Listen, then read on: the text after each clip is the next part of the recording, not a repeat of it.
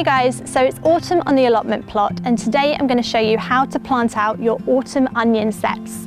Now first of all, you have to think about where you're going to plant them. Now onions hate sitting in wet, boggy conditions, they will just rot. So make sure that you're planting them into a really free draining bed.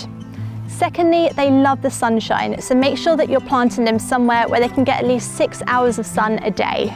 So here's my onion set. Now this is the top of it, and that's where your growth is going to come from, and this at the bottom is the roots. Okay, so I'm going to plant my onion sets, roots down, and I'm just going to push them into the soil so that the top is sticking out like this. And then between each onion, I'm going to leave about 25 centimeters. If your soil is a little bit more compact, it might be a good idea to make a hole first, just so that you don't damage the roots, because then they really won't grow.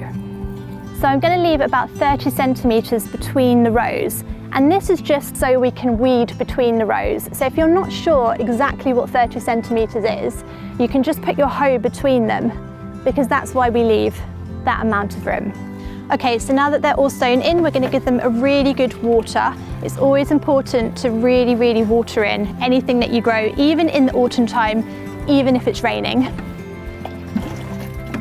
And then to protect them, I'm going to cover them over with some horticultural fleece, and that's really to protect against birds, because birds are onions' biggest enemy at this time of year. They come down and see the new growth and they think it's worms, and they'll peck them all out. So birds are what we've got to protect against.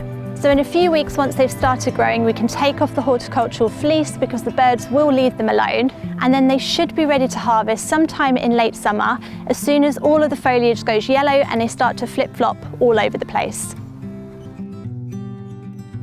If you enjoyed this video, please like and subscribe to see more great content from BBC Gardener's World magazine.